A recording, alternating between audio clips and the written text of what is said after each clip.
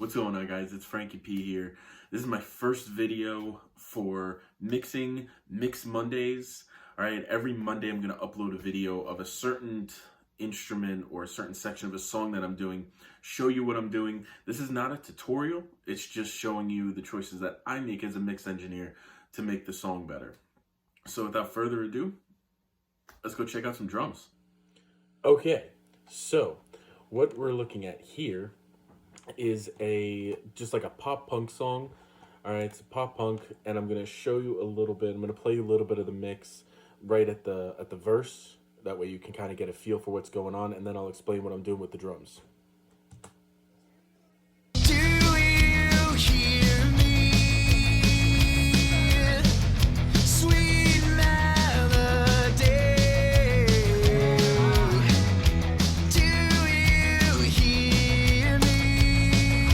These drums are super punchy. All right, and a lot of that is from the decisions that I made for this mix.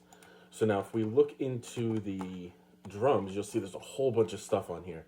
All right, now one of the things that I normally do, if you look down here, you'll see there's 2 kicks and 2 snares. Now it normally came with 1 kick and 1 snare, and what I did was I triggered it, which basically what that means is I took a sample of a kick. Yes, I used a Green Day kick. Yeah, I love Green Day. So I took a sample of a Green Day kick and I used that in the mix here. So I'm going to actually solo this because this is how the kick came to me.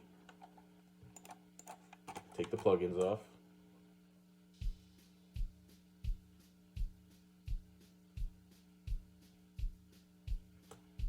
All right, so as you can see, the kick it's low. It's got a nice little punch to it. But if you notice, there's a lot of bleed in it. So what I ended up doing was mixing the kick. This is what came from it.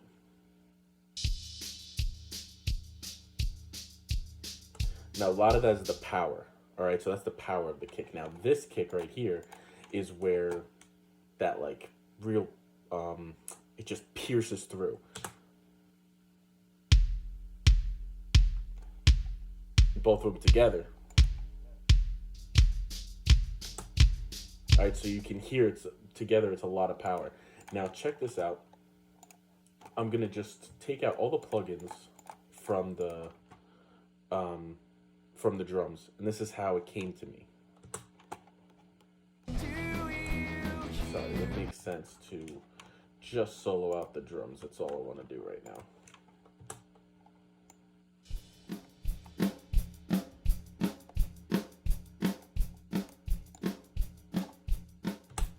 So that's how the drums came. Now I'm going to unsolo the plugin. Now I'm going to put the plugins active and show you what I did with them.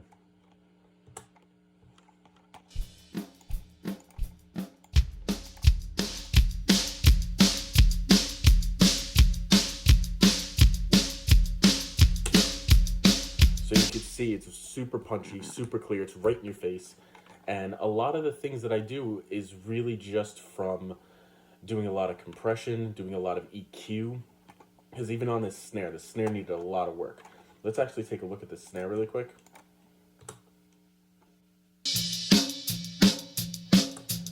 Now, I don't really like to use a gate a lot of the times, which is a gate is basically, it takes all of the sound, all like the background noise away at a certain threshold. I kind of wanted the snare to breathe, so I just did a duplicate, and then I created a trigger snare. That mixed with the other one.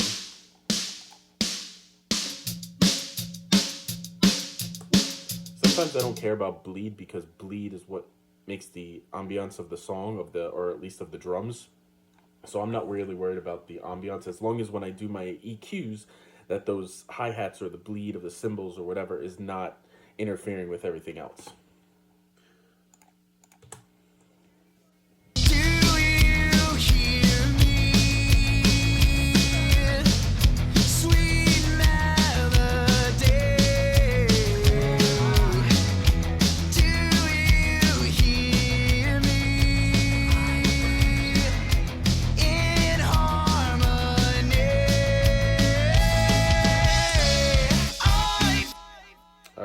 Now we're going to do one last bypass and non-bypass, and you'll see how the drums sounded without anything on it.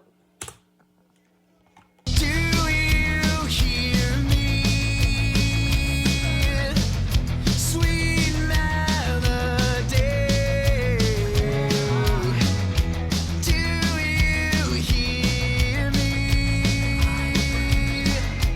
In harmony. I feel crazy. I'm losing me. When the Alright, so that was the first video for drums. There's going to be some with guitar, there's going to be some with bass, there's going to be some with vocals.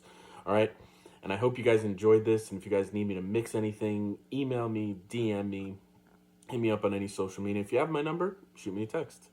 Alright guys, thanks.